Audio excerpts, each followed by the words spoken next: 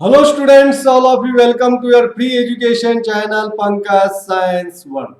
Students, from today we are going to start new chapter number 15 and name of chapter is sound. तो बच्चों sound chapter हम आज से शुरू कर रहे हैं।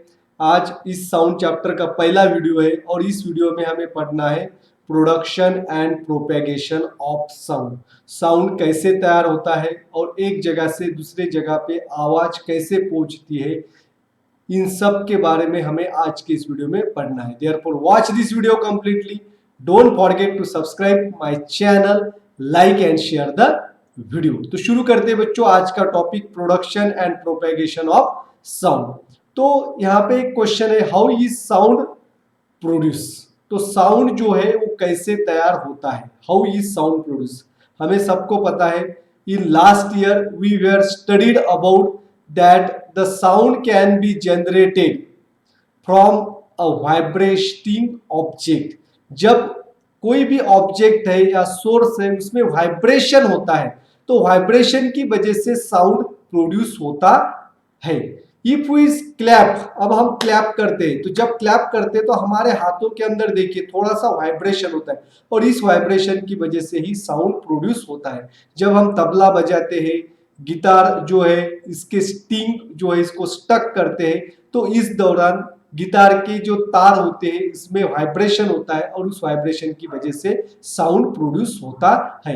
अब साउंड कैसे प्रोड्यूस होता है और एक जगह से दूसरे जगह साउंड कैसे जाता है, इसको हम एक इंस्ट्रूमेंट्स के जरिए जानेंगे और उस इंस्ट्रूमेंट का नाम है ट्यूनिंग फोर्क। अब ट्यूनिंग फोर्क जो है ये कैसे दिखता है बच्चों, इस तरह से ट्यूनिंग फोर्क दिखाई देता है। This is the instrument which is used in the laboratory to perform the various sound experiment. Sound के अलग अलग एक्सपेरिमेंट को करने के लिए लेबोरेटरी के अंदर इस ट्यूनिंग फोर्क का इस्तेमाल किया जाता है। तो ट्यूनिंग फोर्क जो है ये मेटल से बनाया होता है और इसके दो हिस्से होते हैं, प्रॉन्ग्स। तो इसे दो प्रॉन्ग्स होते हैं, कांटे के जैसे हिस्सा जो है इसे हम कहते हैं प्रॉन्ग, और नीचे वाला एक डंडी जैसा हिस्सा होता है इसे कहते हैं स्टेम। तो stem and prong together makes tuning fork. अब जो है स्टेम को स्टेडी रखना है, स्थिर रखना है, और प्रॉन्ग जो है तो प्रॉन्ग के ऊपर हमें हैमर करना है या उसके स्टक करना है। If we stuck the prong then prong sets into the vibration, and ये जो प्रॉन्ग है इसका वाइब्रेशन होता है बैक एंड फोर्थ, फॉरवर्ड और बैकवर्ड, इस तरह से इसका वाइब्रेशन होता है। और ये वाइब्रेशन जो है एक जगह से दूसरे जगह कैसे जाता है इसके बारे में पढ़ेंगे। अब देखिए यहाँ पे एक फिगर है, ये नंबर की फिगर, यहाँ पे एक प्रॉन्ग है, prong is in normal state और it is in steady state. अब प्रॉन्ग स्टेडी स्टेट है, इसमें कोई वाइब्रेशन नहीं हो रहा है, इस ट्यूनिंग फोर्क के अंदर कोई वाइब्रेशन नहीं हो रहा है, प्रॉन्ग नॉर्मल स्थिति में। तो उस दौरान इसके सराउंड जो एयर है, दिस इज द एयर।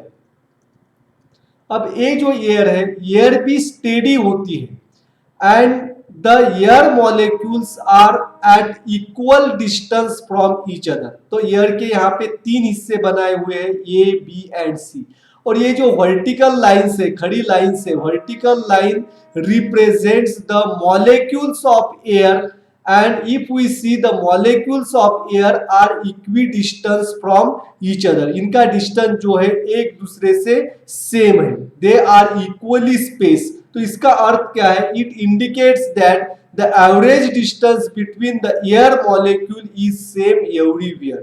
तो एयर मॉलिक्यूल्स के बीच में जो एवरेज डिस्टेंस है ये सेम है, जिसकी वजह से जो प्रेशर जो है वो pressure is also same everywhere.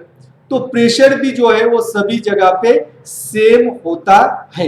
तो यहाँ पे देखिए एवरेज डिस्टेंस जो है एयर मॉलिक्यूल, यानी कि वर्टिकल लाइंस जो है, खड़ी लाइंस जो है, ये क्या बताती है हमें, एवरेज ये जो है ये एयर मॉलिक्यूल्स है, और एयर मॉलिक्यूल्स एक दूसरे से इक्वी डिस्टेंस है, इसकी वजह से ये यहाँ पे तीन रीजन्स की है, ए बी सी एयर के, तो तीनों रीजन में प्रेशर क्या है, सेम है। अब जो है ये ट्यूनिंग फोर्क का जो प्रॉन्ग है इसको हम स्टक करेंगे, तो स्टक करने की वजह से इसमें वाइब्रेशन होगा। तो वाइब्रेशन कैसे होगा, बैक एंड फोर्थ। तो एक बार ये बाहर जाएंगे, प्रॉन्ग्स बाहर की तरफ खुलेंगे और अंदर की तरफ आएंगे, तो इस तरह से उसमें पेरियोडिक मोशन होती है, ऑसिलेटरी मोशन भी इसे कहेंगे।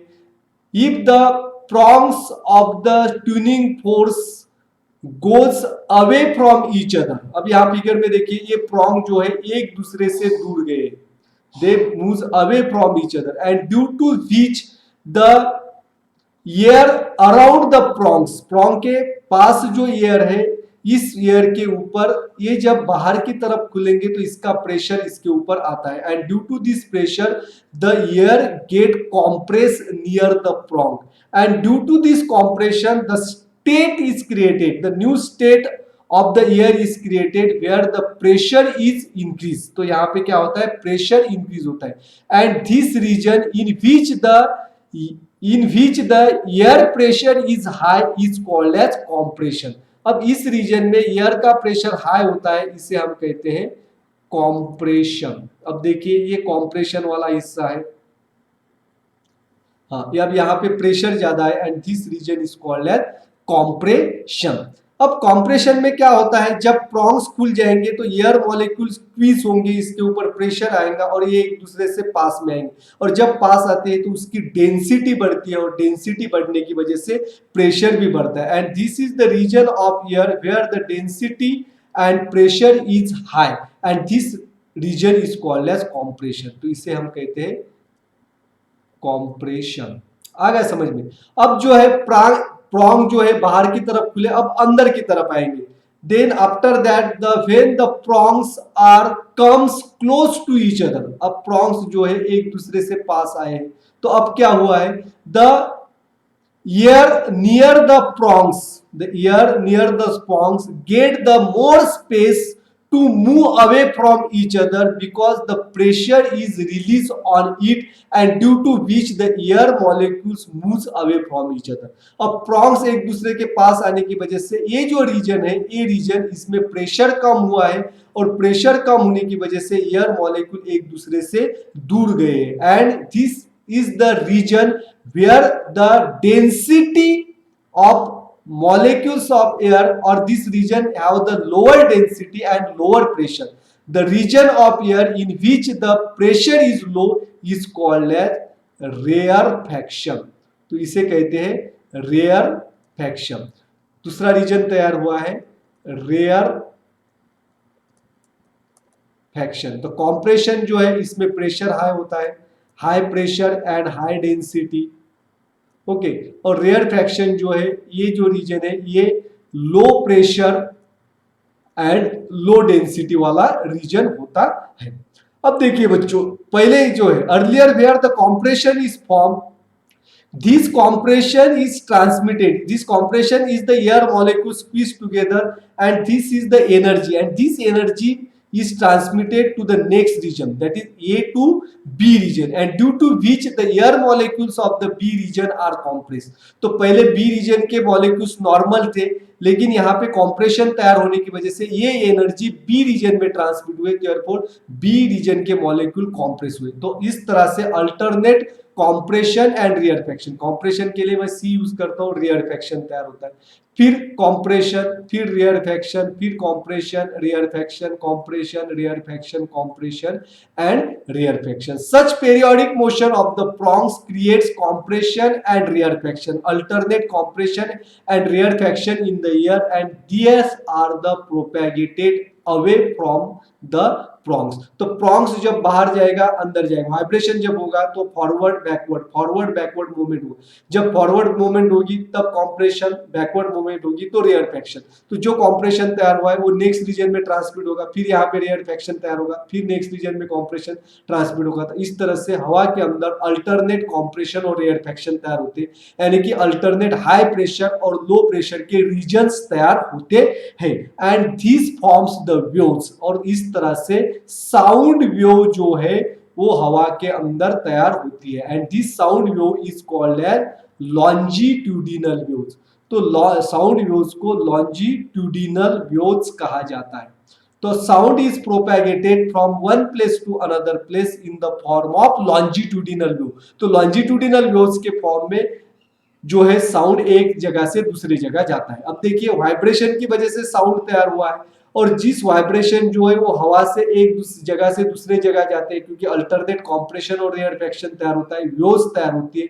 अब ये जो वेव जो है, when this wave reaches to our ear, अब जब ये वेव हमारे कानों तक पहुंचेगी, वेव्स तैयार हुई है, यहाँ पे देखिए ये साउंड वेव्स तैयार हुई, लॉन्जिट्यूडिनल वेव, कॉम्प्रेशन और रियरफेक्शन, एक से जैसे एक रीजन से दूसरे जगह रीजन में ये कॉम्प्रेशन और रियरफेक्शन तैयार होती है हवा के अंदर, high pressure low pressure, high pressure low pressure. तो इसमें एयर मॉलिक्यूल्स जो है, वो एयर मॉलिक्यूल्स की मूवमेंट कैसी होती है, ये मॉलिक्यूल है एयर, ये इसकी मीन पोजीशन है। जब यहाँ पे वाइब्रेशन आएगा तो एक फॉरवर्ड जाएगा, बैकवर्ड जाएगा। जब ये फॉरवर्ड जाएगा तो इसके बाजू में जो दूसरा मॉलिक्यूल है, इसमें वाइब्रेशन होना स्टार्ट होगा, फिर नेक्स्ट मॉलिक्यूल वाइब्रेट होना स्टार्ट होगा, फिर नेक्स्ट मॉलिक्यूल वाइब्रेट होना स्टार्ट होगा। इस तरह से ये जो है, ये एनर्जी एक मॉलिक्यूल से दूसरे मॉलिक्यूल में ट्रांसमिट होती है और मॉलिक्यूल वाइब्रेट होते हैं। लेकिन एयर मॉलिक्यूल एक दूसरा जगह से दूसरे जगह ट्रांसमिट नहीं होते, ये जो है सिर्फ एनर्जी ट्रांसमिट होती है कॉम्प्रेशन और रेयरफेक्शन के फॉर्म में। आ गया समझ में? इस तरह से अब when this waves reaches to our ear, जब ये वेव्स हमारे कानों तक पहुंचती है तो हमारे कानों के अंदर होता है एक ईयर ड्रम, जिसे हम कानों का पर्दा कहते हैं। Then this ear drum vibrates and this vibration are transmitted to the brain in the form of signal, electric signal, and when these electric signals reaches to our brain, these electric signal are also called as impulse, इसको हम impulse भी कहते हैं। अब जब ये electric signal impulse के फॉर्म में हमारे ब्रेन तक पहुंचता है, then we get the sense of hearing। तो जो हीरिंग है, जो आवाज हम सुन रहे हैं, उसका बोध हमें होता है। इस तरह से साउंड एक जगह से दूसरे जगह जाता है और हमें आवाज सुनाई देती है। अब यहाँ पे बच्चों एक क्वेश्चन है, if sound waves are generated in air what moves away from the source.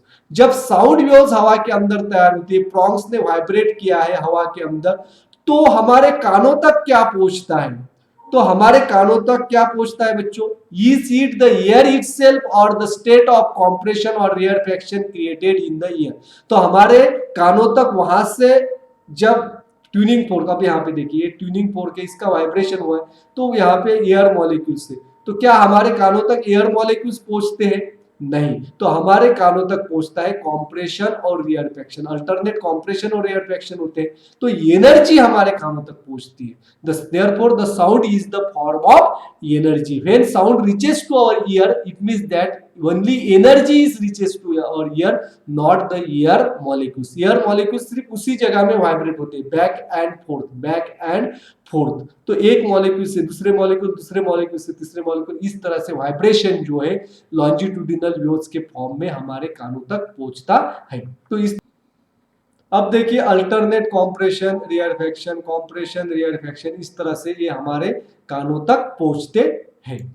तो बच्चों आज के इस वीडियो में साउंड इस चैप्टर में हमने प्रोडक्शन और प्रोपेगेशन ऑफ साउंड के बारे में पढ़ा, साउंड कैसे तैयार होता है और हमारे कानों तक आवाज कैसे पहुंचती है। ये वाइब्रेशन जो है हमारे कानों तक लॉन्जिट्यूडिनल वेव्स के फॉर्म में पहुंचता है, जिसमें कॉम्प्रेशन और रेयरफेक्शन होता है। Compression is the region of higher pressure and higher density and rarefaction is the region of higher lower pressure and lower density. Thanks for watching complete video. Don't forget to subscribe my channel, like and share the video. तो next जो point है इसके बारे में next video में आपको जानकारी दी जाएगी।